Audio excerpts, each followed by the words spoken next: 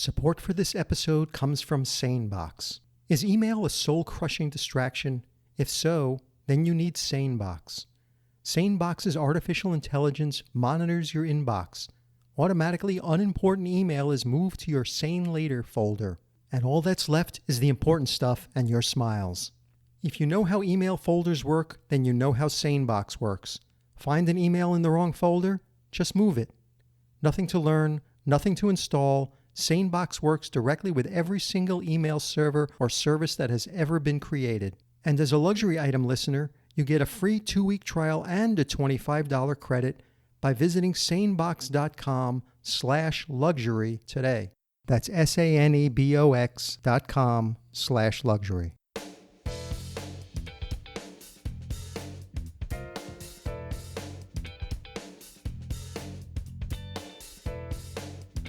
You're listening to The Luxury Item, the podcast on the business of luxury and the people and companies that are shaping the future of the luxury industry. Here's your host, Scott Kerr. A massive intersection between the worlds of art and cryptocurrency is redefining the concept of ownership in the digital age, all to the tune of millions in sales for savvy artists. The surge of non-fungible tokens, or NFTs as it's commonly known, allows virtual images and their original underlying code to be sold as unique works of art, even if copies of those same images proliferate. NFTs are essentially digital certificates that convey exclusive rights to something.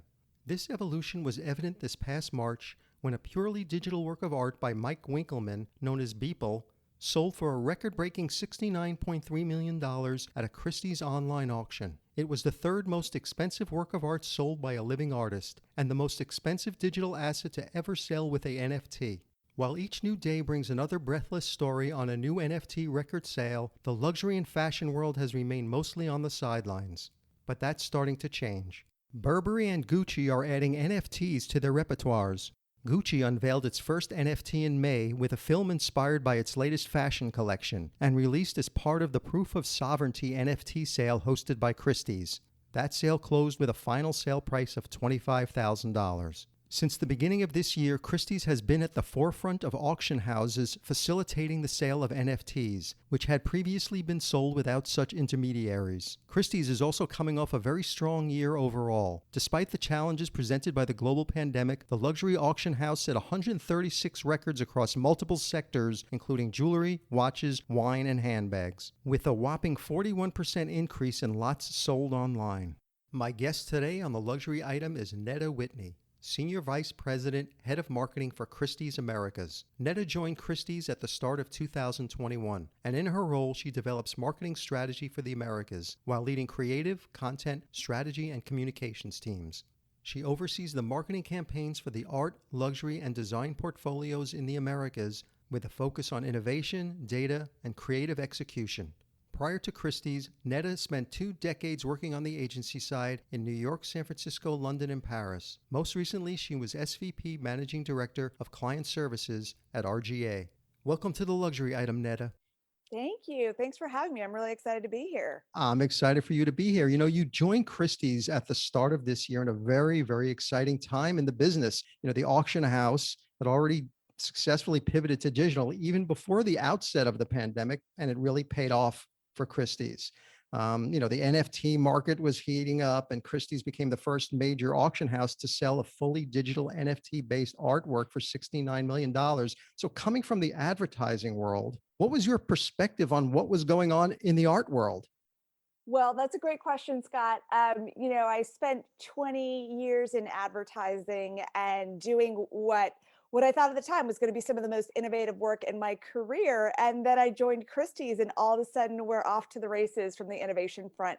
I think one of my perceptions or misconceptions, most likely, about the art world was that it wasn't going to be as fast paced as advertising, or certainly it wasn't going to be on the level of digital innovation as some of the work I was doing in advertising. And boy, was I wrong.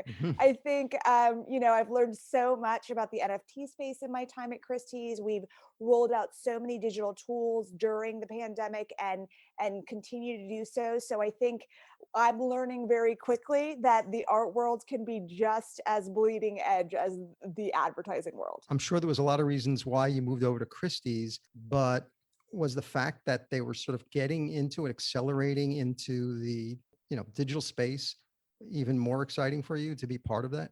Absolutely. During my conversations with them, I think one of the things that became really clear to me, and a lot of brands did this during COVID, a lot of brands had a digital roadmap. It was very thoughtfully planned over 3 years, 6 years, et cetera. And COVID hit and they were like, throw everything out the window, get that operational in 3 months. Right. And I think, the Christie's brand was no different. They were certainly doing a lot of amazing things from a digital innovation front, but no one really expected the traditional in-person auction model to go fully online or live streamed. So I think for me, it was really exciting to know that we were in mid-cycle on a digital innovation work stream and process. And I got to experience the hard work that a lot of my colleagues, the dedication that they put in to getting us really up to speed on digital innovation. And now we get the fun job of iterating what worked, what didn't, what do we love and want to improve on? What do we say? Okay, great during a global pandemic, not the way we want to do business though, if we can afford to be in person together. So it's really a luxury to be able to pick and choose the areas of digital innovation that we want to focus in on in a post-pandemic world. What were your immediate priorities when you joined Christie's? I think one of the things that is a priority for me and a passion for me is coming to Christie's from the outside world. I am constantly amazed by the wide breadth of things we have for sale. So not only what we're known for, some of the finest art, luxury goods, artifacts from around the world, but we've sold dinosaurs, guitar collections, rare sneakers, and now digital art. And I want to make sure that everyone knows Christie's is a place they can explore and be inspired. And the next time they are looking to make that memorable purchase, when they want to celebrate a life occasion, when they want to say, I just got my promotion or my bonus, I've got this extra money, how do I spend it? They come to Christie's for truly one of a kind piece with a story behind it. I think we live in a world where there is the commoditization of luxury, and Christie's is one of the few brands remaining where you really can get one of a kind piece. It used to be you went to Paris and you got to come back and say, oh, I got this in Paris. And everyone was like, oh, well, I can't get that. But now all the brands are everywhere, right? So Christie's is a place where you can get something, in our Susan Gutfreund sale earlier this year, you could get pieces that were gifted to Susan off the runway by Karl Lagerfeld. You could get one of a kind Chanel pieces and you could say, no one else in the world has this. It was a Right. one of a kind piece gifted. And I think that something with a story is such an essential part of the future of luxury. And COVID-19 bolstered e-commerce sales for everything from home goods to fashion to beauty. So it's no surprise that the art market has been experiencing similar gains. We're seeing auction houses like Christie's, shifted to digital selling. Or Christie was actually doing it already, but which brought in this younger generation of collectors who actually helped the art market survive the pandemic overall. And Christie's has been holding a fair number of auctions targeting these young collectors selling Supreme and these Air Jordan collections. Is there a real sea change in your client base, or is this just a kind of a temporary pandemic pastime while people were locked in front of their screens? Yeah, I think it's a real sea change, to be really clear. It's an emerging collecting area and it's one we see huge potential in. There was a report by Cohen Company in April of 2019 that said that the sneaker resale market, it's estimated to be a $2 billion market, and it's going to triple in size over the next several years, reaching 6 billion by 2025. So that audience and that appetite is not going away. I think we are starting to dedicate sales to things like Supreme and sneakers. And it's a new collecting category that really merges art, fashion, and contemporary lifestyle. And I think Christie's acts as the ideal platform to offer this property in a meaningful way, really curate the property that we think tells interesting stories and has interesting provenance. So I think we're sticking with, the lifestyle categories. I think our clients have shown an appetite for it, and I think we'll continue to test and learn with some of these spaces, but it's definitely a valid marketplace. Did anything surprise you about these young collectors who have sort of come into the fold when it comes to being part of these online auctions? I think when we say young collectors who come into the fold, I think everything around luxury and wealth has gotten younger in a way, right? When I was growing up, I imagine when you were growing up, I don't think we were spending the same amounts at a young age that the younger demographics are now. And I think Mhm. part of that is, whether it be the Kardashian effect or just this aspirational effect of wanting to have luxury items sooner and grow into that lifestyle sooner. It used to be, well, when you hit your 50s and 60s, then you can start spending the big bucks. And now people are like, as soon as I have a little money, I want to engage in that aspirational lifestyle. So, I think what what might be surprising to some is how discerning the younger collectors are, how they have a really um, robust point of view. They know what they're looking for. They're interested in learning. Our collecting guides perform extremely well, but they have a strong opinion on what they like and what they don't like. And so, I think it's really exciting to see the next generation of collector enter the ring. Yeah, and I'm curious how do you keep these young, wealthy collectors engaged? Now we're starting to see, more travel, entertainment's opening up, people are getting out. How do you hold their appetite for art? It's funny. I think as more things have opened up, the appetite has only increased. I think, our sales are performing higher and higher than previous years and even really robust years. And I think that is people's appetite as the world opens back up to really engage in arts and culture. So I think you're going to see it in the museum space, certainly, where people really get out there and start to show the appreciation for the arts and the culture that has lie dormant for a while when they couldn't participate. And we're seeing it in our auction as well. I couldn't have this conversation, obviously, without talking about NFTs. And people are watching what's going on in the NFT market. $17 million dollars for a collection of algorithm generated pixel art images of alien punks, or $69 million dollars for digital collage. And they're saying what is going on here. Can you explain why Christie's has embraced the NFT market? Yeah, what the NFT is happening. I think innovation has always been a part of our heritage in so much that we engage and follow the trends of the art and collector community. It's part of what we did with our recent separation of our 20th and 21st century sales to create new platforms for new art. It's part of what we'll continue to do in the following decades and centuries, no doubt, if the Christie's brand heritage had anything to do with it. I think for us, we're going to continue to engage in the conversation in authentic and meaningful ways. To date, our engagement with NFTs has been primarily around digital art and artists that have a strong voice and following in the digital art community.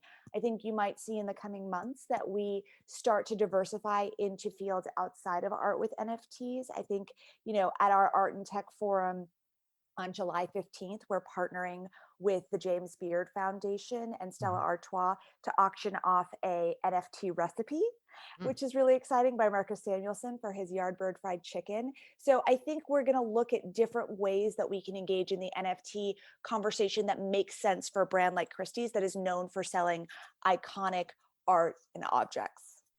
And one of the big NFT sales, if not the biggest NFT sales that Christie's did, was, I mentioned earlier at the top of the show, was Mike Winkleman, also known as Beeple, sold this digital collage for $69 million dollars through Christie's. How did Christie's connect with Mike Winkleman in the first place? Yeah, well, Mike's been there doing his thing for a really long time. He started creating a single digital work every day in February of 2007 up until January of 2021.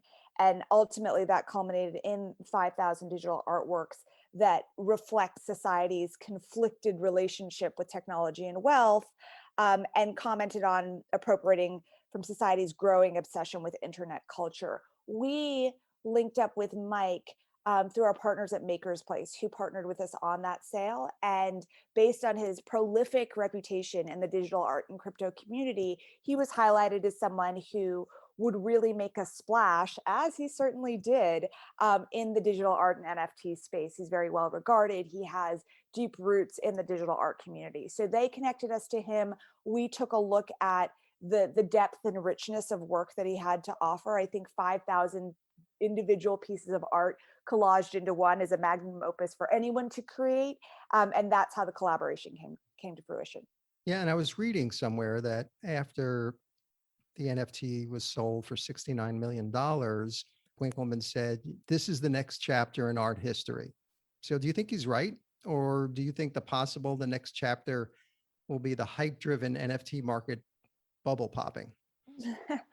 I think that's the $69 million question. I think there is certainly going to be traction with NFTs for a long time to come. I recently did a keynote at the Cannes Festival of Creativity where I talked to digital artists, curators, creators, people in the entertainment space, and others who were engaged in NFTs. And roundly, obviously, they have a biased opinion, but the opinion was here to stay. Will it plateau? Absolutely. I think, you haven't seen a $69 million sale since Beeple, but you've continued to see double digits in the millions for our crypto punks, which were sold earlier this year.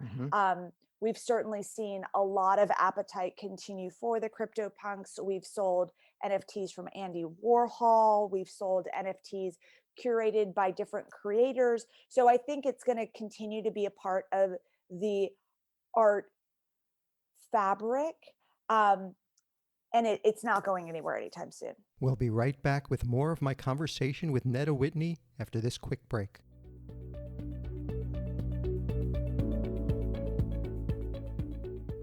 Inbox zero is a thing of the past. We're all inundated with email now, and it's no longer about responding to everything. It's about responding only to the important things, the messages that truly matter. And that's where SaneBox comes in. As messages flow in, SaneBox filters the distracting emails into your Sane Later folder, keeping only the most important ones front and center. See how SaneBox can magically tidy up your inbox and declutter your mind with a free 2-week trial. And get a $25 credit just for being a listener to the luxury item. Visit sanebox.com/luxury. That's sanebox.com/luxury.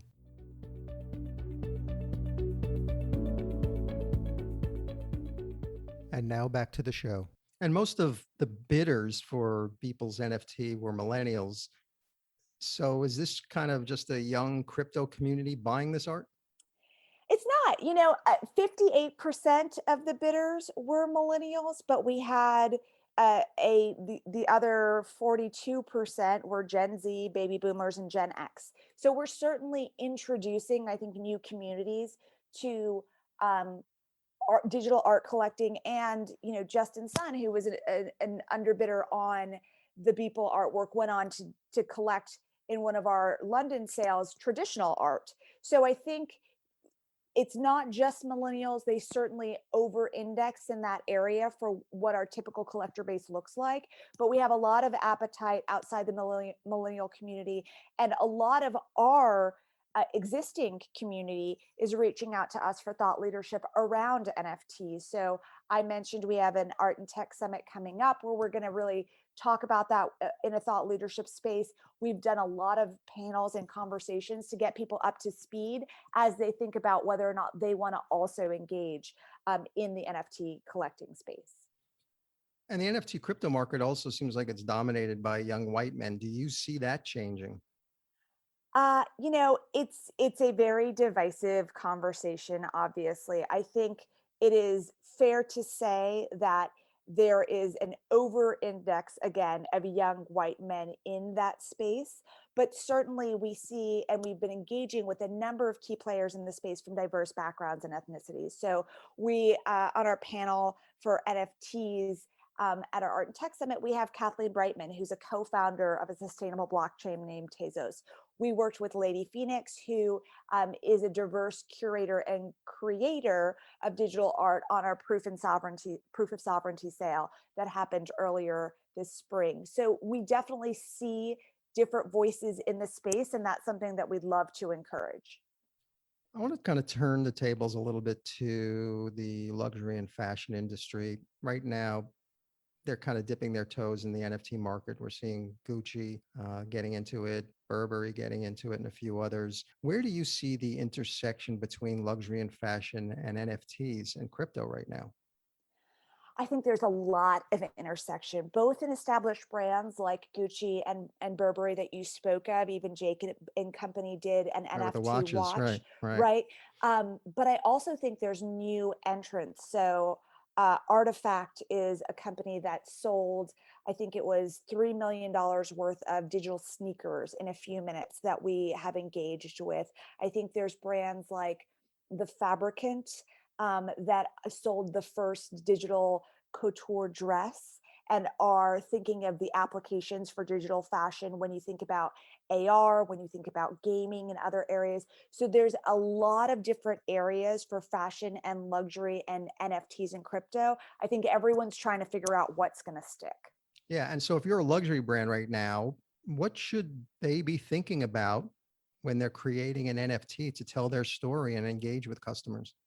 I think it's about knowing your audience and having a story to tell. So I think, the audience that Gucci has is a different audience than Burberry has, is a different audience than Rolex has.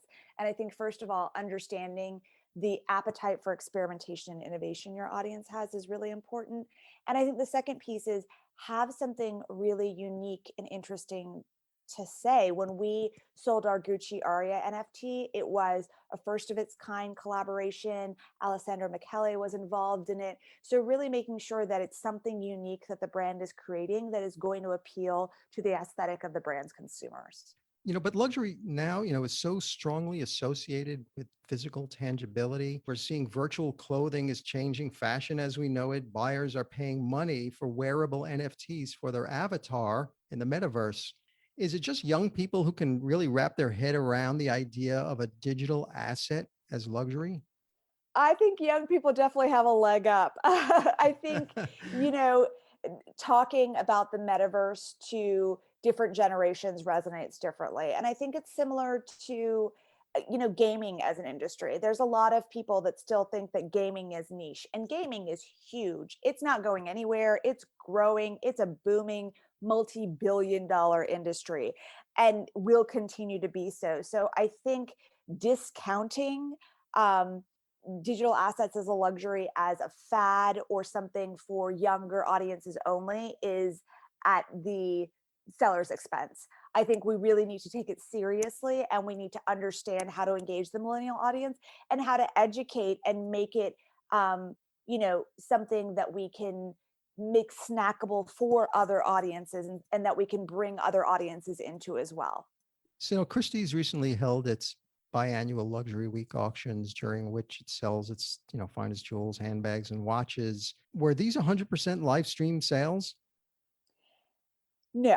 Every spring we hold luxury week sales across multiple geographies. We've got Hong Kong, Geneva, Paris, London, New Right. York.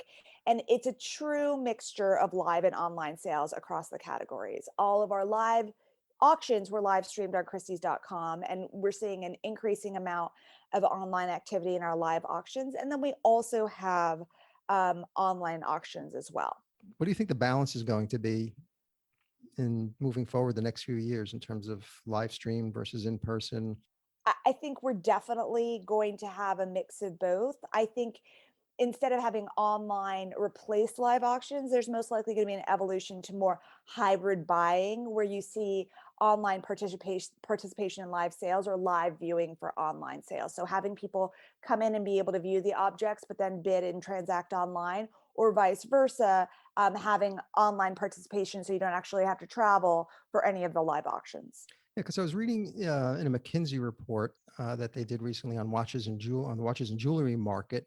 Someone from Christie said like 75% of luxury auctions will be held online by 2022. That includes jewelry, watches, handbags, and wine.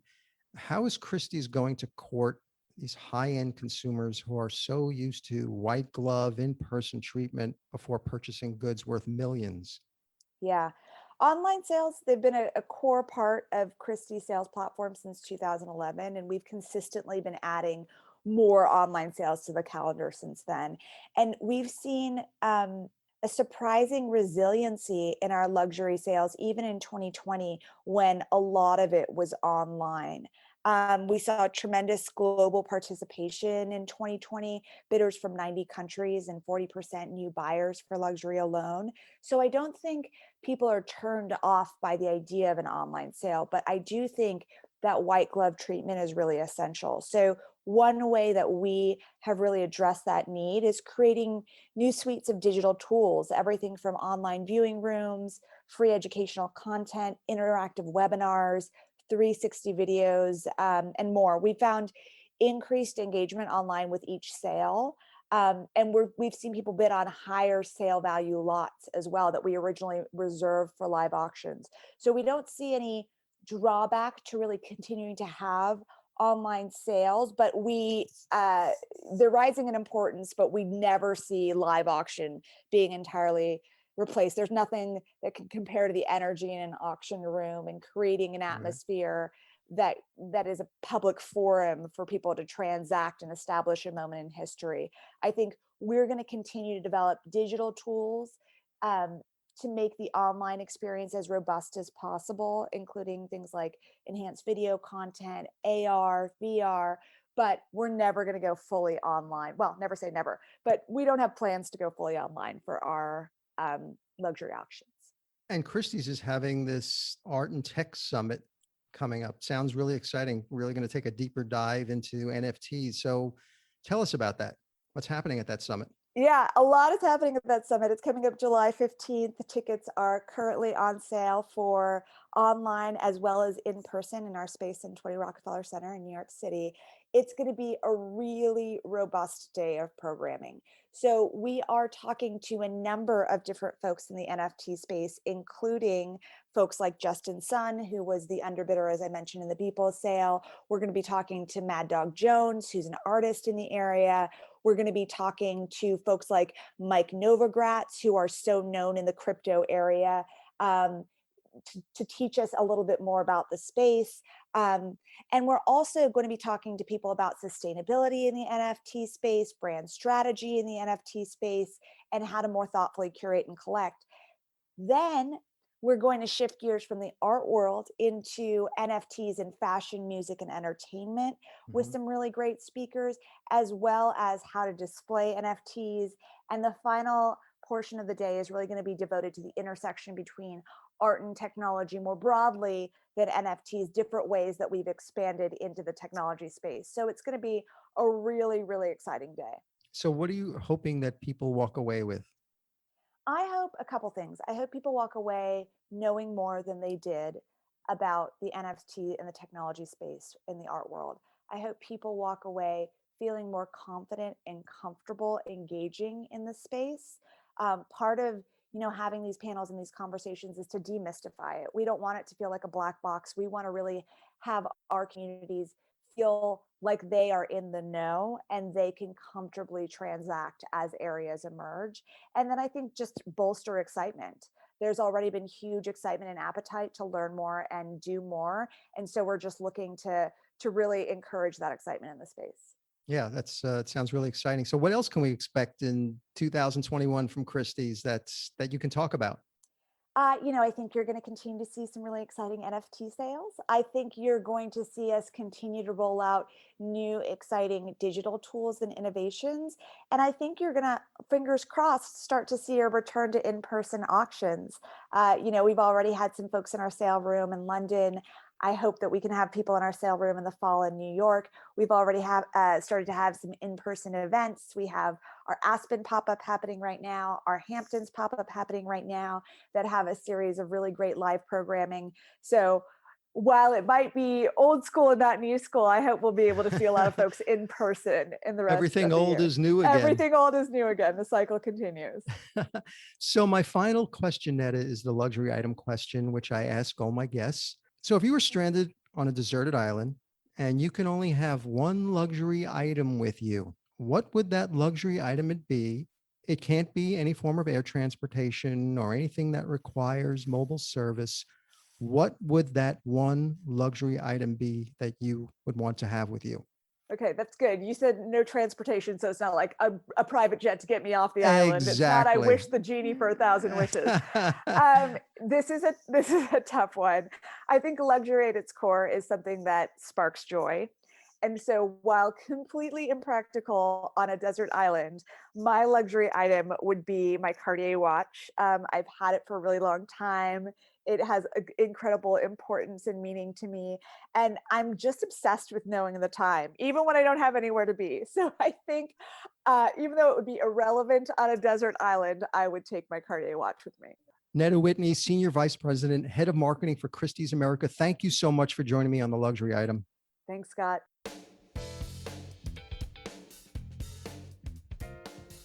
That's it for this episode of the Luxury Item Podcast. Thank you so much for listening. If you found this useful and entertaining, I would be really grateful if you can share it with a friend or colleague. I would love it if you subscribe so you never miss an episode. And while you're there, be sure to rate and review us on Apple Podcasts. It really helps other listeners find us. The Luxury Item Podcast is a production of Silvertone Consulting. I'm your host, Scott Kerr. Until next time.